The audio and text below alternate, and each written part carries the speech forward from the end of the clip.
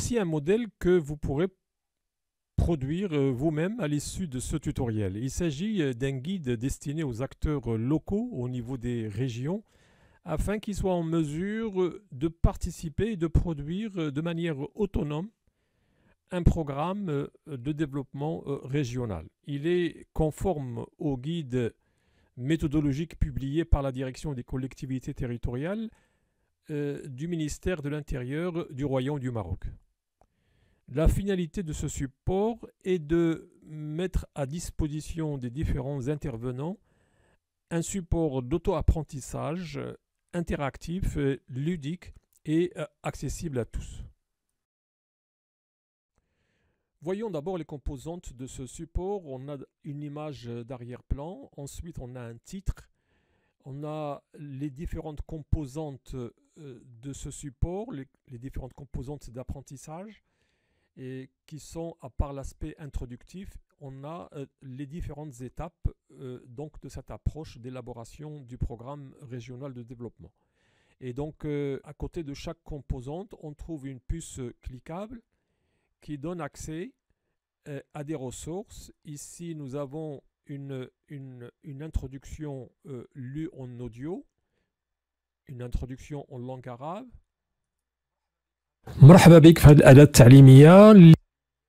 Bienvenue dans ce module, qui vous accompagne pas à pas. Dans la première étape de cette démarche, on accède à d'autres ressources, on accède à une audio explicative de la première activité. الأهداف ديال هذا النشاط الأول هو de faire la même chose en Tifinagh et la même chose existe en langue française. Donc ici, c'est l'audio qui explique le contenu de l'activité 1 telle qu'elle est décrite dans le guide méthodologique de la direction des collectivités territoriales. Les objectifs de cette activité sont de réaliser. Et enfin, il y a des aspects institutionnels tels que les logos ou les références du concepteur, et on pourrait ajouter d'autres éléments. Voyons maintenant comment on peut produire ce type de modèle à l'aide de l'activité Hotspot Image du logiciel H5P. Nous sommes ici dans l'environnement de Lumi. Nous avons déjà fait une vidéo sur l'installation de Lumi. Lumi est un logiciel qui intègre les activités H5P. Comme vous pouvez utiliser d'autres supports pour créer des activités H5P tels que LogiQuiz ou directement à partir de la plateforme Moodle ou sur WordPress, etc. Donc nous sommes ici sur Lumi et sur le module Vue qui permet donc d'afficher et de visualiser les résultats au fur et à mesure de la production du module. Et nous avons ici l'éditeur qui donne accès donc au formulaire de saisie des différentes données nécessaires pour cette activité.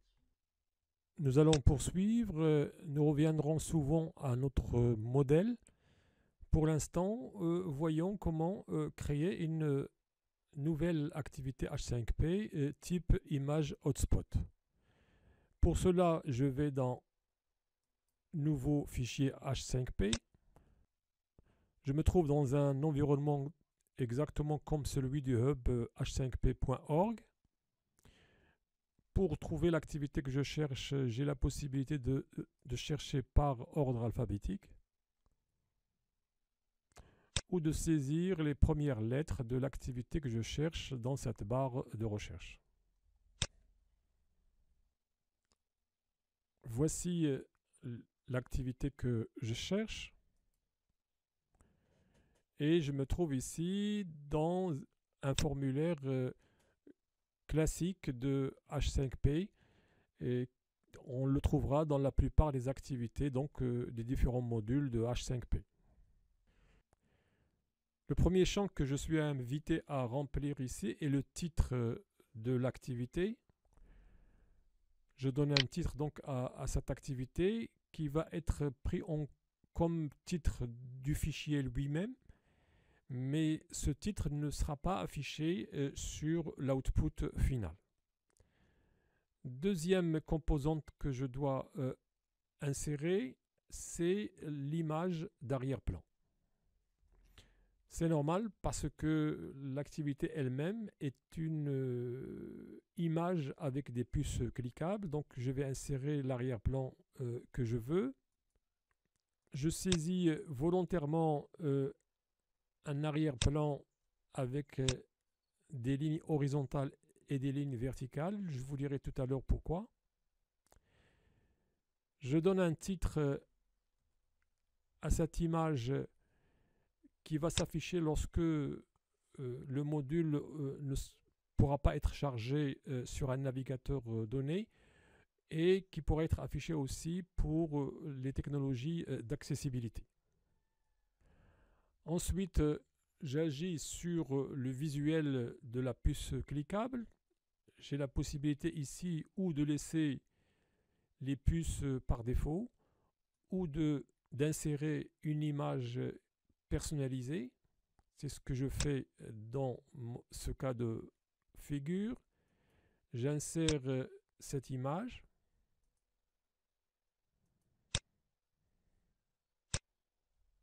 Et j'ai alors fini avec les différents éléments on va dire, de design du support. Donc, la suite consiste à placer les différentes puces cliquables dont j'ai besoin en fonction du nombre d'objets qui figurent sur mon arrière-plan. Je veux placer ma puce cliquable de manière précise. J'agrandis l'image et malgré le fait qu'elle soit agrandie, j'ai du mal donc à placer la puce cliquable. D'où l'intérêt d'insérer une première version de l'arrière-plan avec un quadrillage qui permet de placer la puce cliquable de manière précise. C'est ce que je vais faire ici. Voilà. La puce cliquable prend la forme d'un cercle avec un fond vert. Je n'ai plus besoin de cet agrandissement. Je diminue cet affichage pour qu'il devienne une miniature. Ensuite, je dois décider, est-ce que je veux que l'image, que le pop-up qui va s'ouvrir lorsque l'utilisateur cliquera sur cette puce, est-ce que je veux que ce pop-up couvre toute l'image d'arrière-plan ou non? Je laisse tel quel. Ensuite, je saisis le titre de cette puce cliquable. Cette puce cliquable, elle est placée à côté de l'objet de l'image d'arrière-plan intitulée en arabe introduction. Donc j'insère le même libellé que l'objet à côté duquel donc cette puce cliquable est placée. J'insère le titre introduction en arabe. Donc j'ai créé une puce cliquable, je l'ai nommée. Il reste maintenant à définir quel type de médias ou de ressources s'afficheront lorsque l'utilisateur cliquera sur cette puce. Donc, regardons cet exemple. Lorsque l'utilisateur clique sur cette puce, il y a un pop-up qui s'affiche, qui affiche un fichier audio, une image, puis du texte, et encore une fois, du texte, un fichier audio et une image. Donc, c'est exactement à quoi se réfère cette fonctionnalité de type de contenu. Lorsqu'on affiche ici le type de contenu, on peut insérer un ou plusieurs de ces médias, du texte, de la vidéo, de l'image, de l'audio, etc. Donc ici, je veux afficher un fichier audio que je peux nommer comme la puce à laquelle il se réfère. Je cherche le fichier en question. Le voici. Le fichier de l'audio correspondant à l'objet introduction que j'ai inséré tout à l'heure. Le voici chargé. J'ai ici la possibilité de régler l'apparence des objets de contrôle de cet audio. Minimaliste, il n'affichera qu'un petit bouton bleu avec la possibilité d'arrêter ou de démarrer cet audio. Complet, il affichera ce même objet bleu avec la durée de l'audio. Si j'affiche transparent, aucun contrôle ne sera affiché, mais l'audio sera lu en background. Un dernier réglage consiste à décider est-ce qu'on veut ou non activer le démarrage automatique de ce fichier audio dès l'affichage du pop-up. Étant donné que dans cet exemple, il y aura plusieurs types de contenu, il est préférable de ne pas activer donc cette fonctionnalité. Vous savez maintenant comment créer une activité hotspot image à partir donc du module H5P. N'hésitez pas à vous inspirer de ce modèle pour créer des contenus similaires ou des contenus sur d'autres thématiques de développement.